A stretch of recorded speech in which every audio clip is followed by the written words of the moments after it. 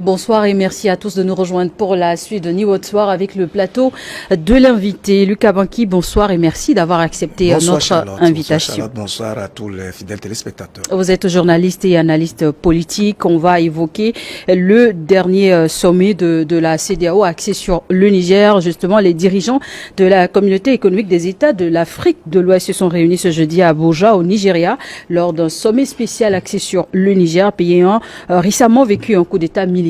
Et il en est ressorti comme conclusion, entre autres, le déploiement de la force en attente de l'organisation pour restaurer l'ordre constitutionnel au Niger, la négociation avec la junte au pouvoir et le président ivoirien Alassane Ouattara qui a obtenu un feu vert pour coordonner une opération qui devrait démarrer dans les plus brefs délais. Voilà quelques points du communiqué final du sommet. Lucas Banqui, vous qui avez eu l'occasion justement de lire ce document, quelle est votre analyse? Est-ce que cette fois, ce communiqué est-il ambigu ou clair pour tous?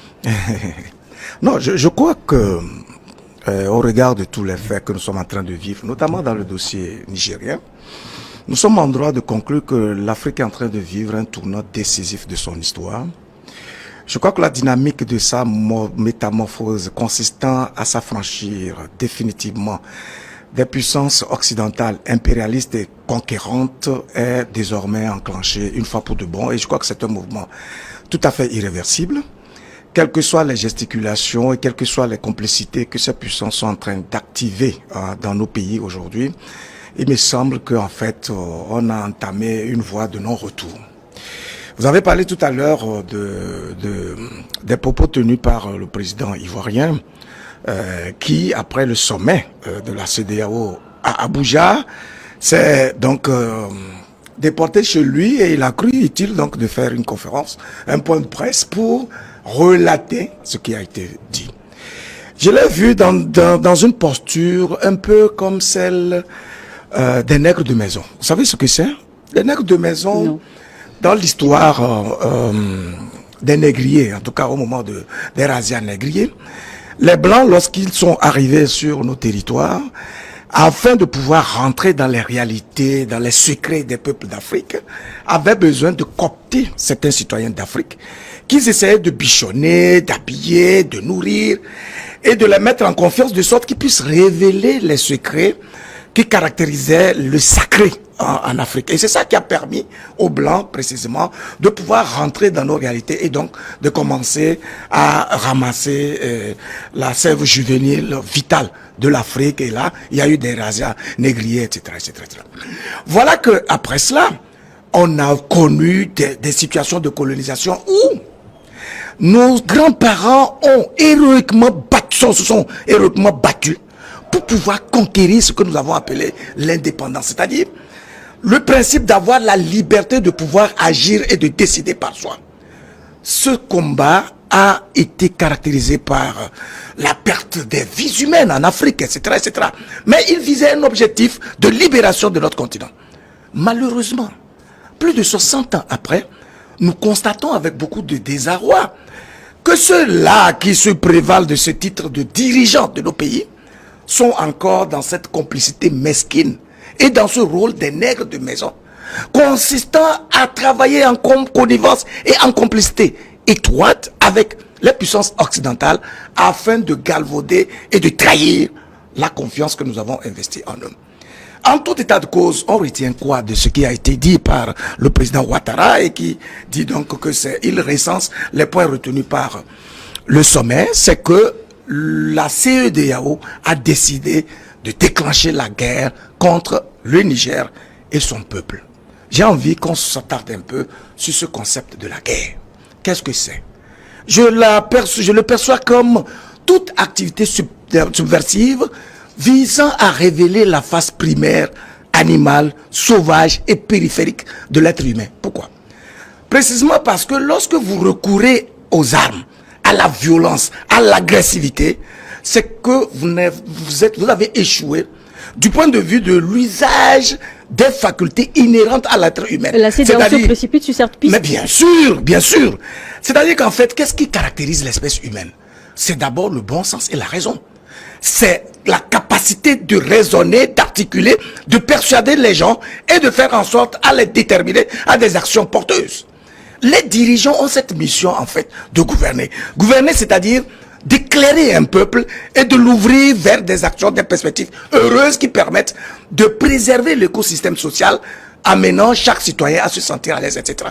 Aujourd'hui, il se trouve que la CEDEAO est plutôt dans des réactions épidermiques. On sent que ceux-là que nous avons comme dirigeants aujourd'hui ne sont pas équilibrés. Ils n'ont pas la paix du cœur, ils n'ont pas la sérénité, ils ne travaillent pas sur les vertus humaines, les valeurs qui identifient l'être humain. Ils s'approchent beaucoup plus des réactions instinctives qui sont plutôt proches des animaux. Voyez-vous, lorsqu'il y a eu le coup d'État au Niger, la réaction de la CEDEAO a été de dire, ah ben écoutez, nous donnons un ultimatum de 7 jours, auquel cas si ceux qui ont renversé le président Bazoum ne reviennent pas à la raison, eh bien on est prêt à recourir aux armes. Mais est-ce que c'est une vertu? Est-ce que c'est une voie idéale qui permet justement aux dirigeants de rester dans leur mission qui est de préserver, de conserver et d'entretenir la vie?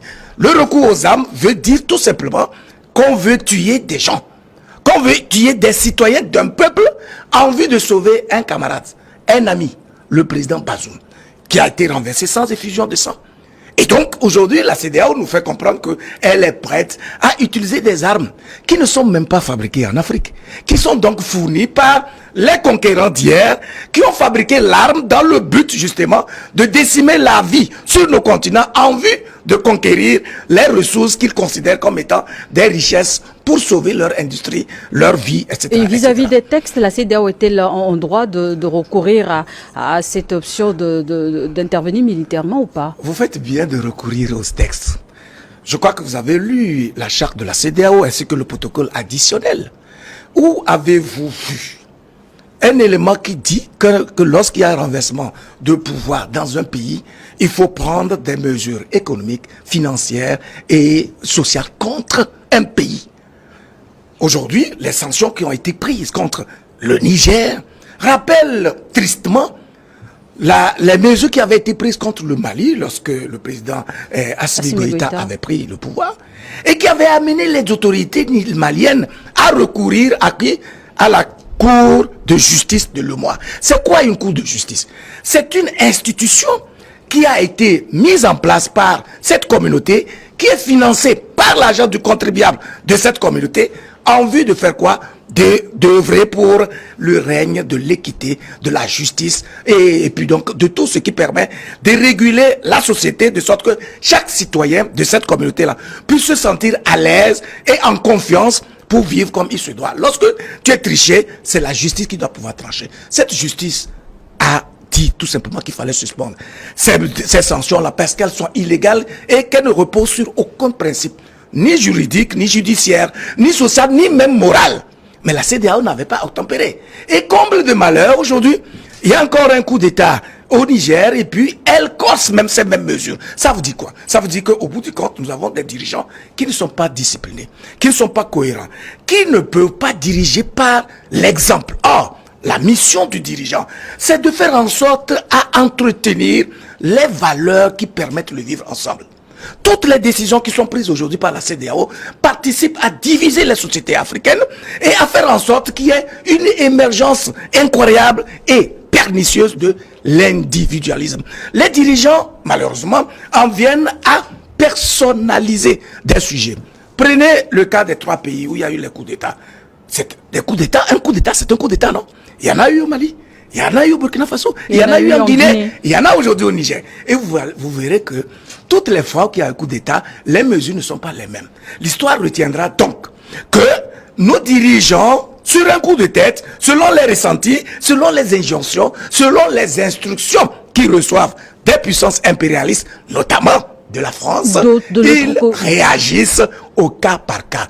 Et il n'y a pas plus maladroit, plus incohérent, c'est-à-dire plus insensé que de voir que devant un même fait, les réactions sont disproportionnées et ne sont pas les mêmes. Or, la régulation de la société impose qu'il y ait des lois. Et c'est d'ailleurs pour ça qu'il y a des constitutions, il y a des principes. C'est pour ça que la CEDEAO s'est dotée d'une charte et d'un protocole additionnel.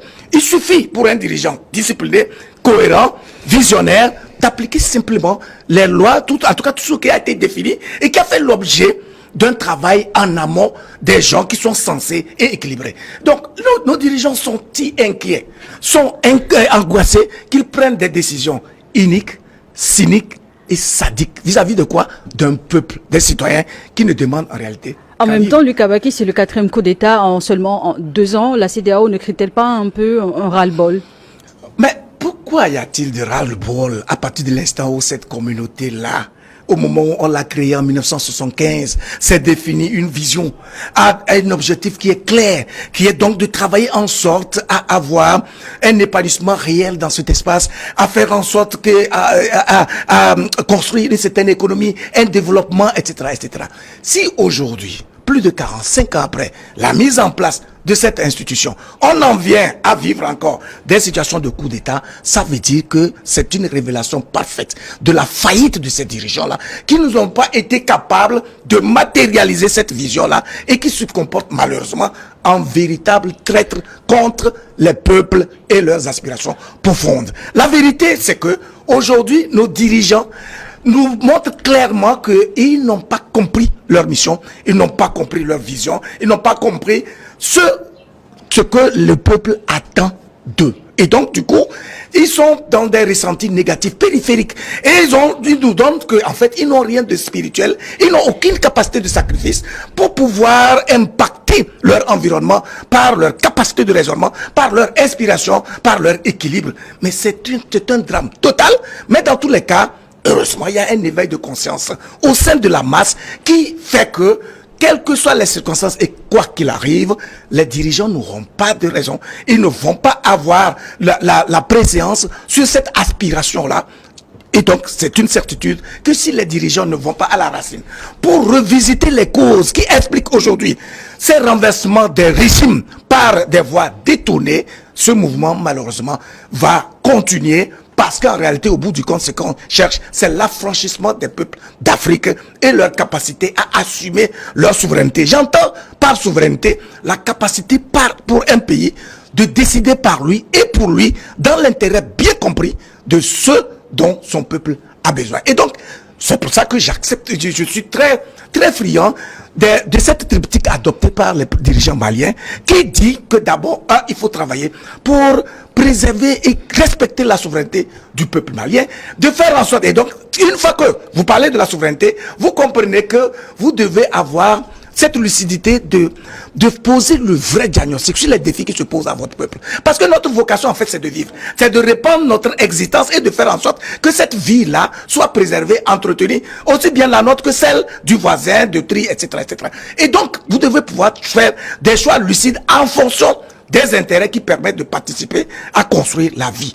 Donc, les choix stratégiques qui s'imposent donc aux dirigeants doivent être respectés par quiconque veut travailler avec un pays souverain. Et donc, au bout du compte, le résultat, c'est de construire, de préserver et d'entretenir les intérêts du peuple qui permettent à ce peuple-là de s'épanouir, de se construire et de s'appeler, d'avoir la fierté d'exister. Et réunis jeudi à Abuja, les chefs d'État et de gouvernement de la CEDEAO ont entre autres ordonné l'activation de sa force d'intervention. La grande question que se pose beaucoup sur le continent aujourd'hui, est-ce que une guerre peut intervenir au Niger? Non, mais c'est-à-dire que ces genres de mesures sont tellement contre nature qu'elles rendent compte de l'instabilité émotionnelle de nos dirigeants.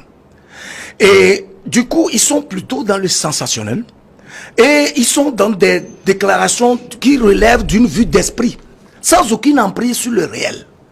Voyez-vous comment la CEDEAO entend-elle enclencher une guerre contre le peuple nigérien? De quelle manière? Voilà le président Ouattara qui dit que, les pays sont prêts à envoyer c'est un pays dont le sien, entre 800 et 1000 soldats, le Niger, le Sénégal et le Bénin notamment, et d'autres pays sont prêts à les rejoindre. Le président pense à quel autre pays membre de la CEDEAO? Écoutez, il sort d'un sommet. Les conclusions d'un sommet sont censées être portés par tous ceux qui ont été membres, enfin, qui ont participé à ce sommet-là. À l'unanimité. Aujourd'hui, c'est 3 pays qui sont déjà disposés à envoyer les contingents ou des bataillons au Niger pour justement déloger les militaires et donc ramener le président Bazoum. Pourquoi donc ces 3 pays qu'il cite? Ça veut dire qu'il y a des réticences intérieures. Ça veut dire que beaucoup de chefs d'État ont bien compris le caractère insensé, animal et sauvage de ce recours aux armes qui rend justement compte de l'incapacité de nos dirigeants à persuader et à raisonner. De sorte que le pouvoir de leur verbe amène les gens à changer d'attitude. Y aurait-il des divisions internes sur le... Et c'est une évidence, c'est-à-dire que si vous voyez qu'il y a des gens des chefs d'État qui ne parlent pas, qui sont réticents, et il y en a même qui s'opposent à l'idée de la guerre ou d'intervention militaire au Niger, c'est parce qu'en fait, il y en a qui sont encore lucides.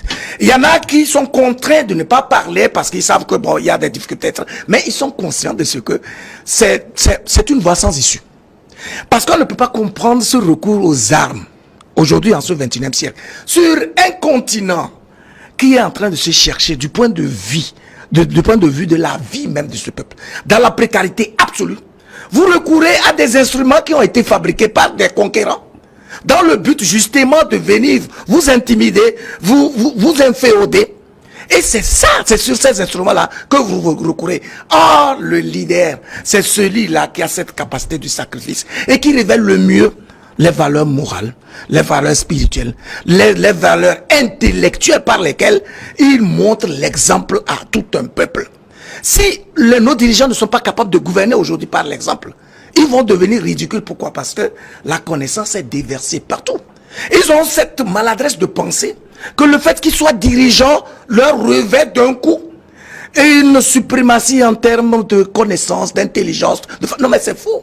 Le leader, c'est celui-là qui travaille pour libérer les connaissances, les énergies, etc. C'est celui-là qui a la capacité d'écoute. Vous avez vu avec quelle hystérie les peuples d'Afrique se révoltent contre cette idée d'agression militaire contre un peuple souverain. Et tout cela, malgré tous ces ressentiments, malgré les réactions des parlements, etc., les gouvernants de la CEDEAO semblent dire, nous avons déjà enclenché, on a embrayé sur la pédale de l'agression, on doit pouvoir y aller. Pourquoi? Parce qu'il y a une honte intérieure. Parce qu'ils sont confus d'avoir déjà mis des pieds à un endroit qui n'a pas été assaini. La CEDEAO ne pouvait pas, en première réaction, menacer avec un ultimatum a échoué. Et justement. Et donc, puisqu'ils ne veulent pas accepter ce revers-là, parce que leur ego est autant amplifié, alors ils préfèrent aller tout droit dans le mur. Tout en sachant que le caractère opérationnel de cette mesure ne sera jamais effectif. Tout simplement parce que, dans les faits, il est impossible d'intervenir militairement aujourd'hui contre un peuple qui se dresse derrière ses dirigeants pour défendre la cause commune. Vous savez, j'étais entré avec un officier. La dernière fois, on discutait de ça. Il dit, une fois que le peuple est contre cette opération, elle ne peut jamais prospérer. Parce que l'un des critères d'évaluation ou en tout cas de diagnostic des interventions militaires, c'est d'abord de savoir quelle est la position de la majorité de la population. Une fois que la population est pour ses dirigeants, il est impossible d'envisager une intervention militaire. On attend de voir, après cette déclaration à l'emporte-pièce, avec autant de véhémence et d'énergie, comment le président Ouattara entend-il organiser cette opération pour sauver le soldat Bazoum? Le général Tchiani et ses hommes ont réuni dimanche dernier au stade de Niamey, quelques 30 000 personnes. C'est pour envoyer quel message? Mais le message, il est clair. Vous savez, moi, je m'amuse souvent à poser des diagnostics à partir de rien du tout. Par 2 ou 3 fois dans les rues, dans nos rues ici à Lomé, vous savez, il y a beaucoup de Djerma, beaucoup de Nigériens qui vendent des petits articles, voilà, dans les rues, etc. Et lorsque je les vois, j'essaye de m'amuser. Je dis, bah, tu es Nigérien? Il dit, oui, ben, écoutez, mais ton président, c'est Bazoum, non? Il dit, non, c'est pas Bazoum, hein. Bazoum, c'est djihadiste. Bazoum, c'est rebelle, etc. Ils ne comprennent pas français. Mais ils se débrouillent pour me convaincre que non, eux là, désormais c'est Tchiani, affaire de Bazoum là, ils ne sont pas dedans. Voilà des gens qui n'ont aucune culture intellectuelle, qui ont juste une vue, si tu veux, superficielle des enjeux politiques de leur pays, mais qui de façon spontanée, instantanée et naturelle s'expriment sur la situation de leur pays et dire non, j'ai interrogé plus de 5 à 6 personnes dans la rue, etc. Comme ça, juste par blague, et leur réaction est identique. C'est révélateur et même symptomatique de l'image que le président Bazoum reflète auprès de son peuple. C'est vrai que c'est un ce n'est pas un baromètre suffisant, mais c'est quand même suffisamment illustrateur de l'état d'esprit du peuple nigérien aujourd'hui. Mais c'est une question de bon sens. Pourquoi? Parce que lorsque vous avez un dirigeant qui a été élu dans des conditions, dans un attelage contre nature, où des adversaires politiques redoutables ont été systématiquement éliminés, et où même son élection a été violemment contestée, et il a fallu l'intervention d'un certain nombre de puissances occidentales, que la France puisse l'adouber, etc., pour qu'il devienne président. Et que dans ses actions, plutôt que de se concentrer sur les enjeux et les défis qui s'opposent à son peuple, il passe tout son temps à poser des pics, à provoquer ses voisins et à aller contre les actions unitaires qui permettent à ces pays-là, normalement, d'extirper de leur sein ce fléau pernicieux qui décime des vies que nous appelons le terrorisme. Et donc ce monsieur-là, malheureusement, fait de son pays le sanctuaire de toutes les puissances occidentales qui sont allées installer leur base là-bas, des États-Unis à la France, l'Allemagne, etc. Toutes les bases militaires des pays occidentaux se retrouvent aujourd'hui au Niger. Pourquoi ces puissances-là sont autant portées sur le sujet nigérien, alors qu'en réalité, ce pays-là est présenté dans le monde comme le plus pauvre? En réalité, tous les intérêts se retrouvent précisément. C'est le dernier bastion, c'est le dernier pays stratégique, géostratégique, à partir duquel ces puissances-là espèrent se refaire une santé politique, diplomatique dans notre espace. Le perdre veut dire que le glas est sonné quant à l'impérialisme, quant à l'influence des puissances occidentales, notamment de la France. Voilà pourquoi le président Macron a perdu tout équilibre, au point de convoquer un conseil de défense suite à un coup d'État qui se passe à 1000 lieues de chez lui, alors qu'il y a des soulèvements dans son pays, alors qu'il y a des réticences, des situations assez conflictuelles et difficiles à gérer dans son pays. Il n'a jamais convoqué un conseil de défense. Il n'a jamais trouvé les éléments lucides et intelligents par lesquels il doit pouvoir résoudre les problèmes endogènes liés à la vie des Français. Et c'est pour l'Afrique qu'il intervient. Et aussitôt après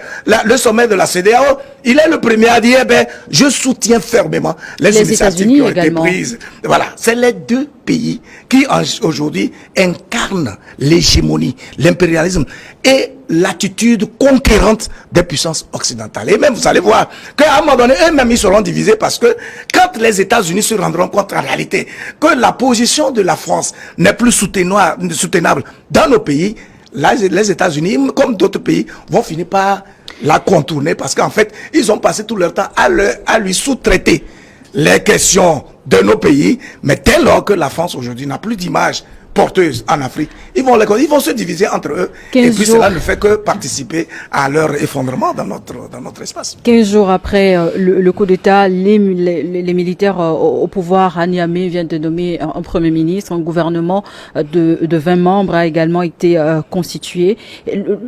Les militaires sont-ils pas en train ainsi de marquer leur pas? Et même dans ces contextes, comment la CEDEAO compte-t-elle aujourd'hui pouvoir négocier le retour du président Bazoum au pouvoir? La CEDEAO est dans la gesticulation. Elle est désemparée, elle est dépassée par les événements.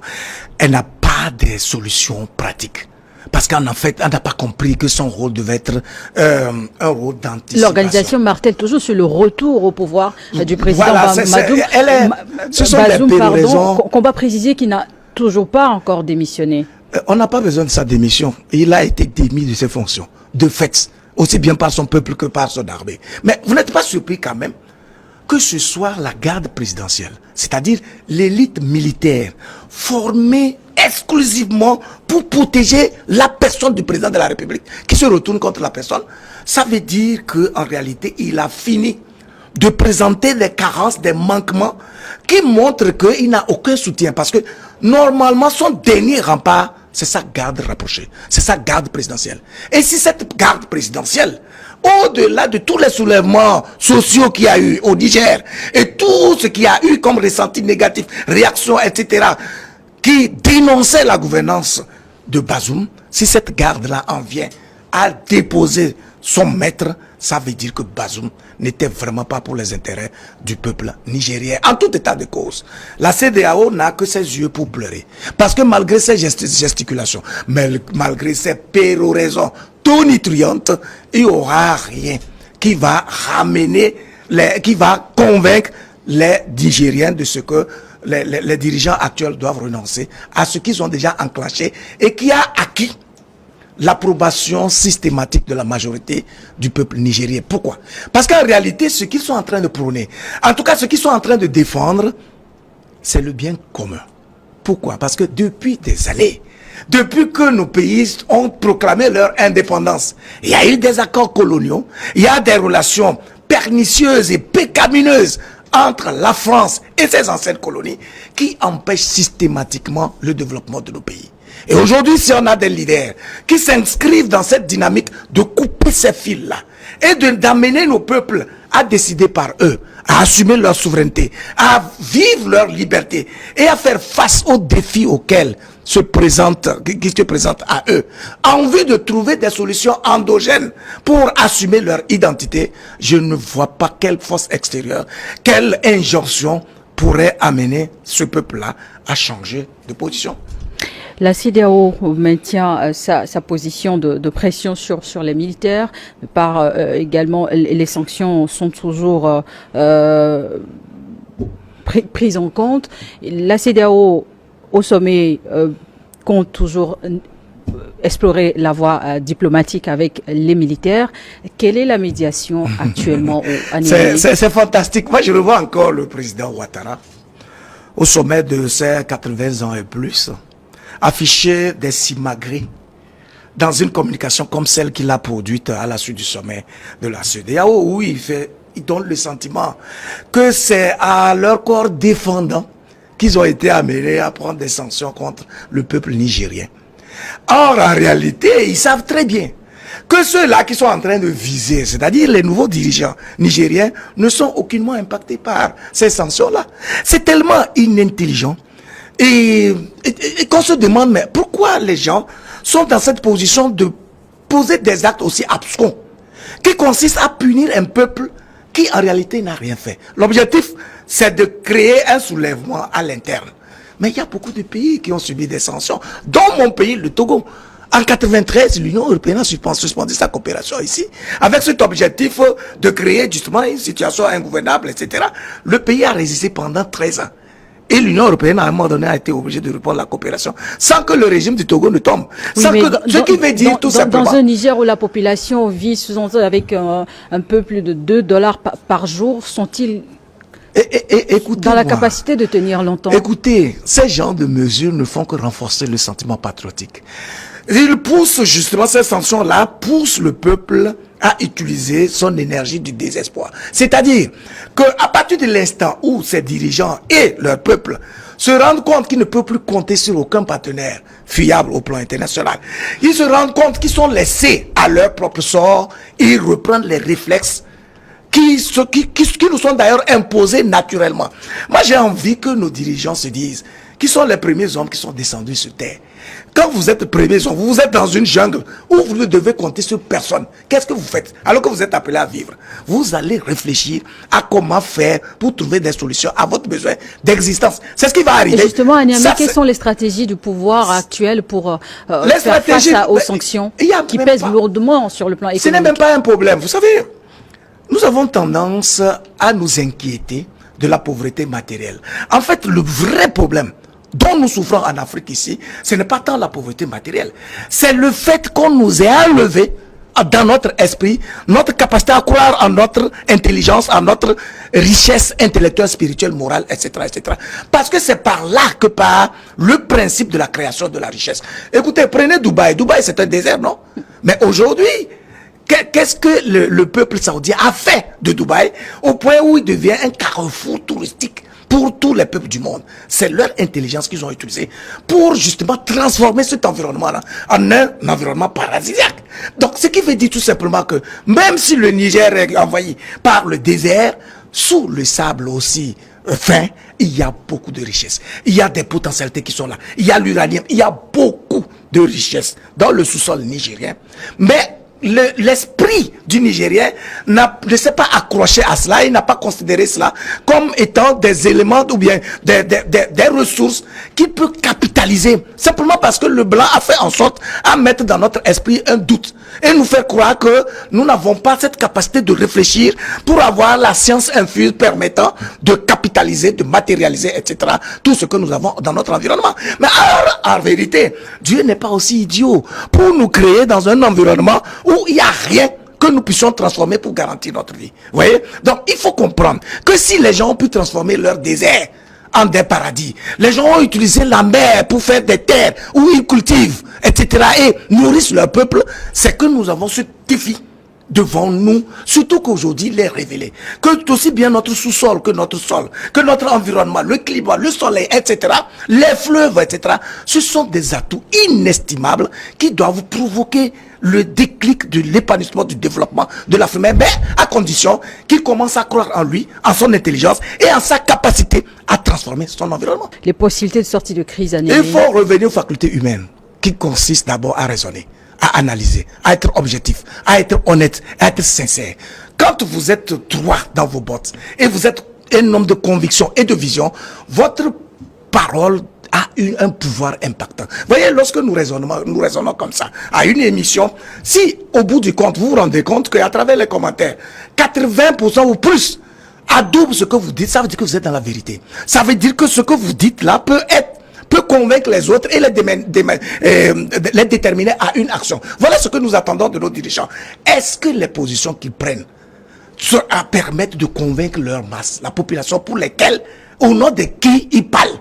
Si ce n'est pas le cas, ils doivent savoir qu'en fait, ils se sont égarés. Et ce n'est pas une fin en soi. Ce n'est pas, le fait que vous ayez égaré, ce n'est pas vous soyez égaré, n'est pas un problème. Mais là où c'est dangereux, c'est d'être incapable de faire votre face et de prendre la bonne voie.